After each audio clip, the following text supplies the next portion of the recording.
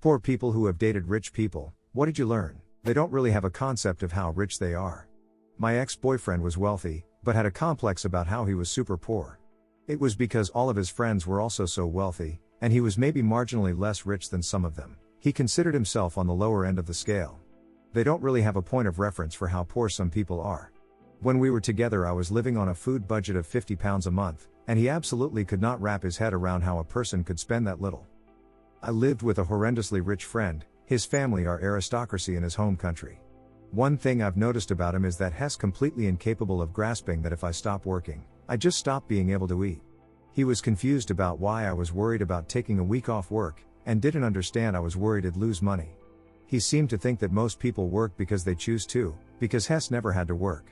I have a friend like this who is insanely rich. Would always say, I grew up in the poorest part of Beverly Hills. My ex was having problems with roommates at university. Her parents bought a $300,000 condo for her to stay at while she finished her degree, 2 years. They sold it for a profit immediately after. I can't imagine not only being able to solve my problems with money, let alone make more off of them. She also assumed her family was lower middle class because she didn't live in a mansion like her friends. She was very humble and was smart with her money, but it was very clear she could just call her parents if something didn't work out. Meanwhile, my parents were struggling to pay rent, meaning I was their fallback. Not the other way around. Dated a man who didn't work, lived off of a trust fund. Oddly, since he could afford nearly anything, nothing had any value. He'd buy a $400 KitchenAid mixer, and burn it up making Christmas candy the first week. If he decided to make more candy, he'd just go buy another $400 mixer. Nothing meant particularly anything to him. My wife's family has no concept of what a workday is. To never have to open Workday again? Now that's the dream. How much easier it is to make money when you already have money. I once had a rich coworker find out I was pretty broke. I was working at a very fancy retreat as a student, so was surrounded by rich people working for fun. He told me to just buy a 3-bedroom house, live in one of the rooms and rent out the other 2. Just buy a house. How real the network or bubble of it is. It's like the other side from the it's expensive being poor concept. It's this weird internal community of people with money, and thus power, who are willing to make things happen as long as you're in. I mean, I would meet people at a fundraiser or something and 5 minutes later, they're happy to make a call that will get me a job at some huge firm. Or like, my then boyfriend would say, let's go this concert. Tickets are $180 but it's okay, but a friend's parents have a box, so well just join them. Or even one time the dishwasher in our flat broke, but we didn't have to pay a dime for repairs, because his friend from high school's parents own the building, so they're fixing it for free as a favor. I only went on one date with him. He booked out the entire bowling alley so we'd have privacy for our date. It just seems so shockingly wasteful to me, and it was bizarre to have a 20-lane bowling alley just to the 2 of us plus a fair-sized staff who were left with nothing to do but look after us. I learned him very uncomfortable with that level of casual assumption that the world will rearrange itself to suit my whims. Also, he had absolutely no respect for personal space. I don't think he was used to women not liking to be touched by folks they barely knew. I learned just how productive having money can be. Something needs to be fixed/replaced? We can afford to. Want to do something fun or adventurous? Sure, let's do it now. Want to eat healthier? We can afford all the ingredients. Like, what do you mean your life isn't slowed down by a million different things that need fixing, upgrading, replacing, saved for? I worked for a rich couple for a while, and that was what made the biggest impression on me. If there was a problem, it was fixed.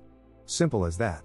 No hand-wringing about the cost, no sleepless nights wondering how they'd survive with this latest setback, no weeks or months of sacrificing to save up the money, no arguments over finances, no letting the problem get worse because we just can't afford to fix it right now, and no agonizing decisions about which bills we can pay this month and which we should ignore.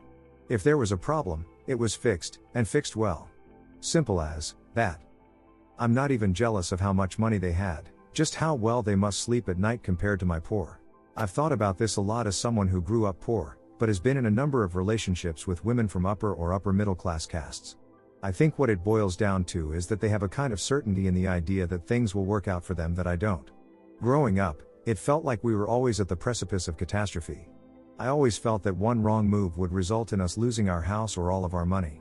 As such, I kept immaculate care of things that I bought, knowing that I could not replace any of it if it were gone. The women I've been in relationships with, though, seem to have none of this fear. They always assume that things will work out. Plans don't need to be made because there's always some way to solve a problem with money. Objects don't get much respect because they're always readily replaceable. I always think about Nick Carraway's quote from The Great Gatsby. They were careless people, Tom and Daisy. They smashed up things and creatures and then retreated back into their money or their vast carelessness or whatever it was that kept them together, and let other people clean up the mess they had made. Dated a girl for 3 years who came from old money. She was fine, but her family was beyond out of touch with the real world. They were nice people but incredibly removed from the rest of the world. They looked at me like I was zoo animal in the sense that they were so curious about my life/family. They'd ask me what it was like going to public school. How my parents immigrated. They were baffled that not everyone had vacation homes or traveled a lot. The most interesting thing is that old money is much more powerful than new money. They belong to these clubs that consists of other rich families, and the influence they had was mind-blowing. Want to build a factory in an area not zoned for it? Within a week that was changed. If you have a lot of money, people give you so much free stuff all the time trying to earn your business or procure donations. Ironic that the people who can best afford to pay for the items get comped the most. They don't know how to cut back because they only knew the good life. No, sweetheart, we don't need 3 vacations a year when you are unemployed. He didn't have any concept of saving money, it was always just there because his money was always earning money. Having money was an income stream of itself. Also, he had no concept of how much anything cost. Was going to get some groceries for dinner and he gave me $300 to pick up some basics. Grew up poor, now middle class, and at 18 dated a super rich guy. First thing I noticed was the food. Not just quantities, but I also discovered so much food, like oyster, fresh fish, olives, things my parents could never buy. I also had to learn etiquette. My parents brought me up well, I read books all the time, was a decent student and well-behaved kid. But the way his family interacted was so different. I had to learn a lot of unwritten rules that I wasn't aware of. I think in the end what I actually learned was that even though my childhood was rough, the amount of stress of not having enough money has probably impacted me for life. I valued my parents so much more. Once I had seen what life was like for rich people, I was just so proud of my family for making it work with so much less. Quality really does make a difference in everything from clothing to ingredients. I grew up poorish, had stable shelter and clean, used clothes, but anything else was a struggle. I had a friend in college whose dad was a VP at a major box store. They were doing all right. The first time I went to her house, she suggested having a sandwich to hold us off until dinner time. Her regular snack was prosciutto and arugula on ciabatta with a finishing drizzle of balsamic vinegar.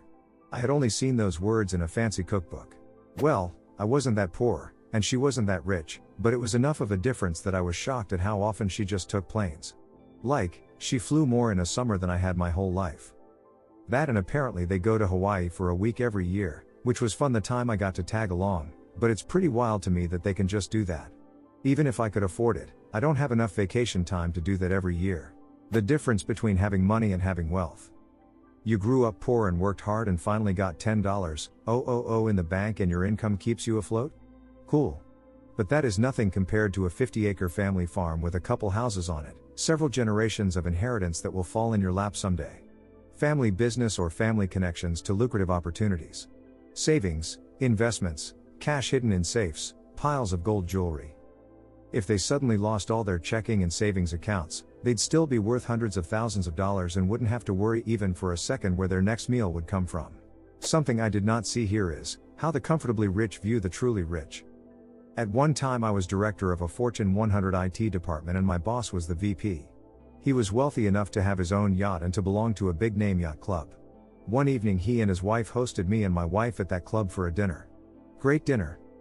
We were amused to hear him complain during dinner of all the things he could not do along with his wealthier club friends, like, for example, drop everything on the spur of the moment to fly to South Africa for a yacht race, as a spectator, not a racer. He was genuinely put out by this awful dose of reality. We commiserated appropriately. But we did get several pleasant trips on his yacht over the years. So, it's nice to know the merely average wealthy from time to time. Wife's family comes from money and I come from broke AF. There's probably a new "that's weird, why would you do that?" every week. This will appear for things like forgetting hamburger buns and giving the kids a burger on Wonder Bread or whipping up a batch of spaghetti noodles to go with chili. That we're hardly even playing the same game, never mind by the same rules. I dated a girl from old money, generational inherited wealth. Grandpa's money, some corporate bigwig banker or something to that effect. I don't think her father ever worked a day in his life, and her mother clearly came from money as well. Outside of her, I found every one of her family members out of touch and completely unrelatable.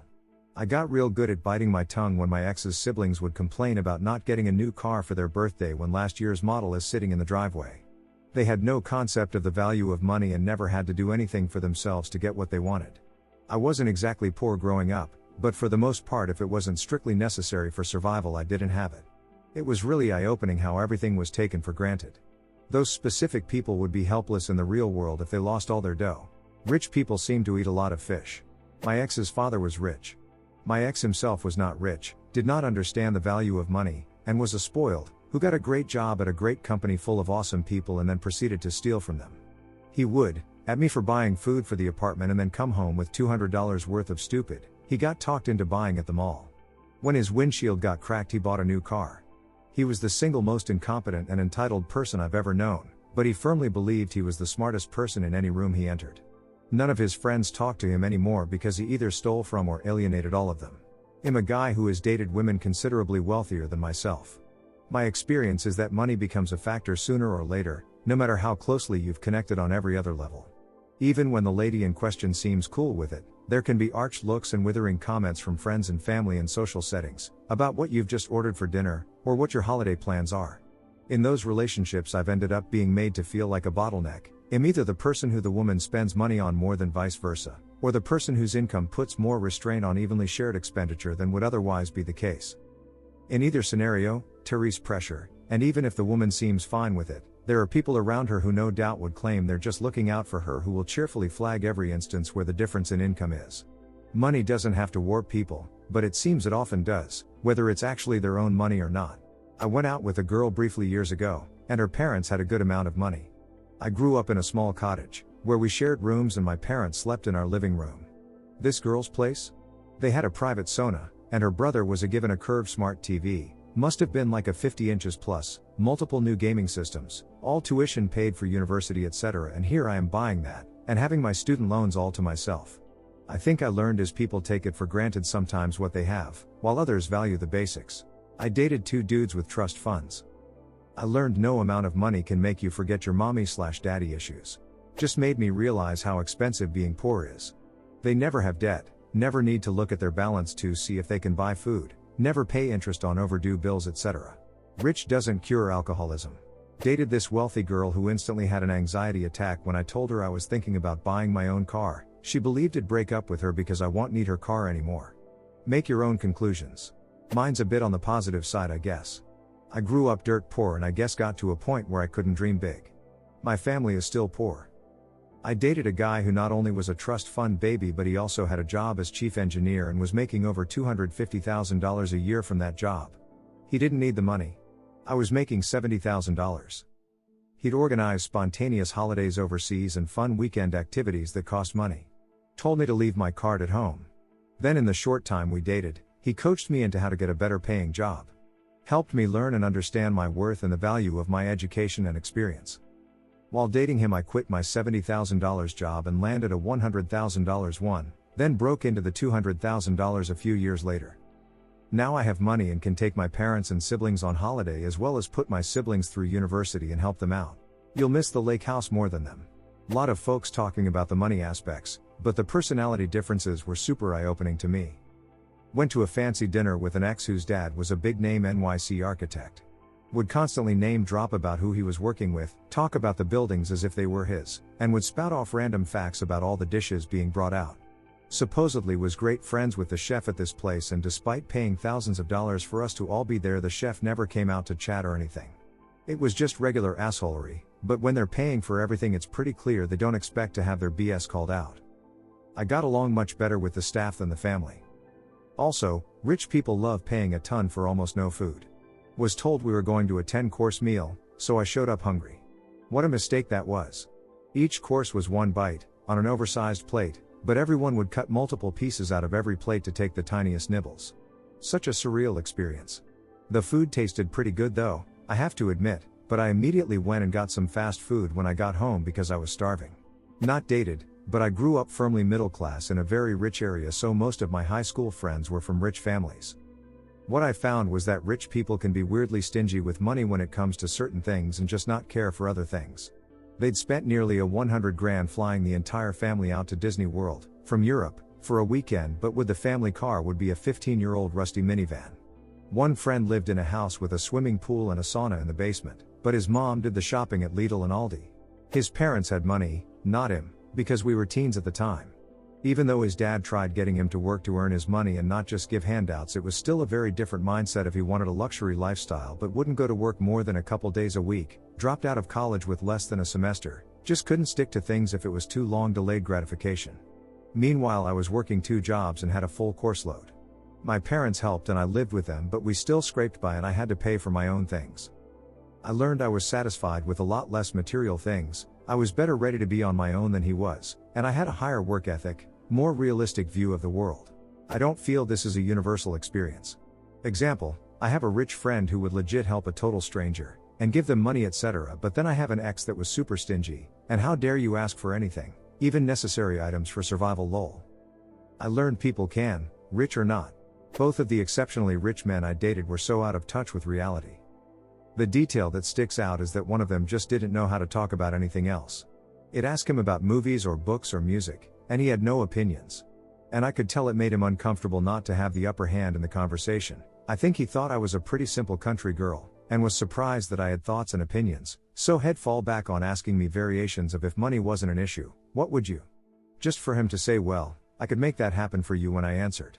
Got old real fast. Did not take the rejection well at the end of the night. Huge fat baby man. Dating an Arab woman from a billionaire family.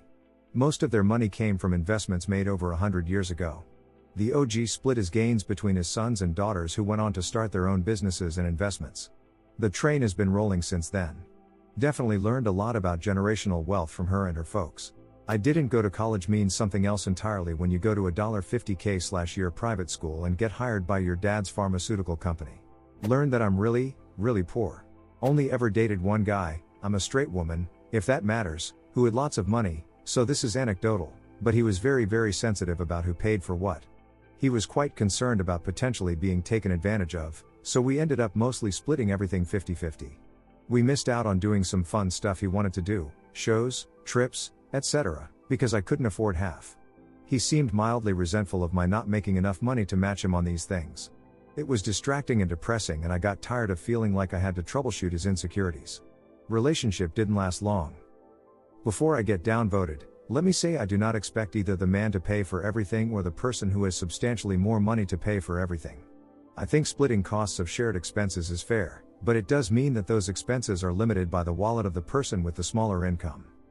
In my experience, the people with comfortable, as opposed to large, incomes tend to be much more relaxed about income disparity and are more willing to offer to close gaps.